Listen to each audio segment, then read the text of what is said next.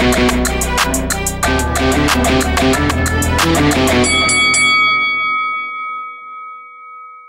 guys, welcome to Boxing Squared for boxing news and views from around the internet.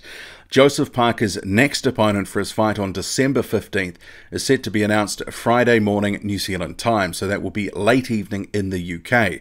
His promoter Duco Events says of the opponent, who's travelled to New Zealand and who will front the media, that opponent is a fighter with a 79% knockout ratio and just one professional loss on his record, with that loss coming to a former heavyweight champion. So we can probably deduce that the opponent is going to be Alexander Flores, who is currently rated 179th in the world on BoxRec.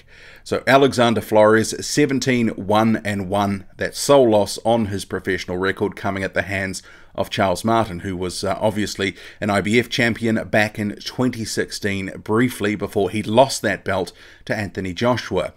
And why do I think it's going to be Alexander Flores? Well, his name, it came up a couple of weeks ago when Parker's fight for December 15th in Christchurch was announced. And that name was floated around by stuff.co.nz as a name that had been doing the rounds as a potential opponent. Clearly, his name had not been doing the rounds. That round consisted of one media outlet, stuff.co.nz, being told by Duco Events that that was someone that they were talking to. Clearly, that is what happened there, because no one was talking about Alexander Flores as an opponent for Joseph Parker. That's just fantasy. But in terms of this fight, if it gets made, well, clearly it's a knockover job of sorts. Alexander Flores, he'll be coming to New Zealand to get knocked out. It's just that simple. This fight it's a soft touch for Joseph Parker to come in, implement a few new things that he's been working on. Obviously, he's coming off 2 losses. He needs a win. So in terms of the fight, is it the fight we wanted? Is it a top 50 guy? If it is in fact Alexander Flores, no, it is not. But in terms of, will it be good for Joseph Parker to get a win? Yes. Will it be good for Joseph Parker to get a knockout win? Yes. He hasn't had one in over 2 years.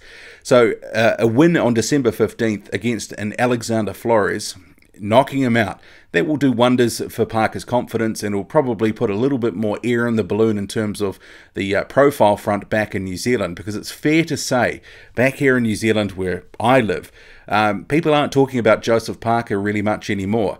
2 losses will do that to your professional career. Kind of like when David Tua lost to Lennox Lewis, he kind of, in some ways, even though he had some very good fights after that, he was never as popular. So Joseph Parker's got a little bit of work to do, I believe, on the profile front.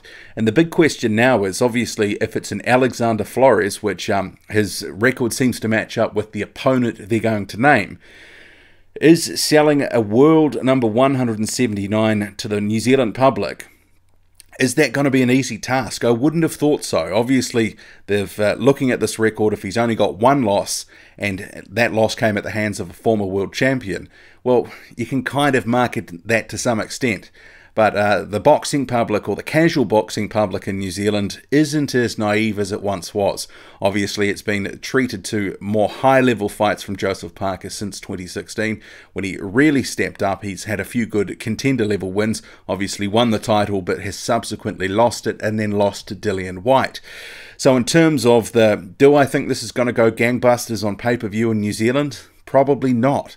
I think they'll do a very hard sell to market this guy as a very credible opponent, but I wouldn't be expecting that this is going to be something that is just going to be lapped up by the fans, because it's going to be harder the second time around, I believe, because doing the same which they did between 2014 and 2016, which in a previous video I described as the Duco Special, which is get someone who's got a halfway decent looking record, someone you can market to the public, but ultimately they're going to get knocked out because they're overmatched. That was the formula before, and it appears to be the formula again if it is in fact Alexander Flores. And I think it will be Flores, as I said before, just because things seem to line up. His name's already been mentioned, and a number of the other guys that were potential names that were sort of in the mix, well, they're sort of off doing other things. So, and if it's not Flores, who's it going to be? It's probably not going to be anyone better than Alexander Flores anyway. So it's the same sort of kettle of fish, as it were.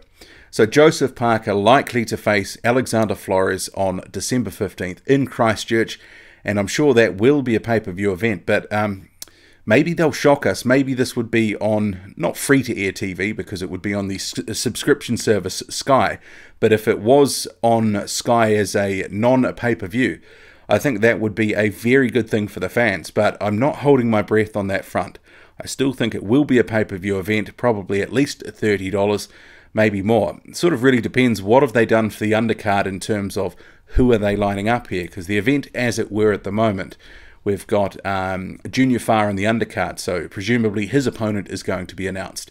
Then you've got Bowen Morgan, there's David Latelli, he's the brown butterbean, and there's a couple of other fights there as well. So it needs to be fleshed out with some opponents that you go, yeah, okay, that's a decent fight. But even then, if it is someone, in that top 200 range versus Joseph Parker, do I really want to pay for it? Not really, but I might just be forced to. But I have seen quite a bit of comment in previous videos that people are sort of fed up with that sort of stuff. They've got used to the better opponents and potentially they don't want to pay for that anymore.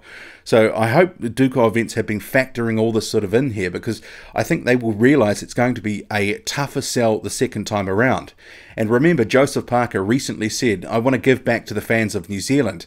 And if it is giving back a top 200 type opponent, Flores 179th in the world, it's not much of a gift. So if it is on pay-per-view, that's even less of a gift because you're making people pay for it, $30 or $40. But if it was just on the subscription service Sky instead of being on pay-per-view, that'd be a winner, I think. So we'll have to see what happens. Perhaps it will be.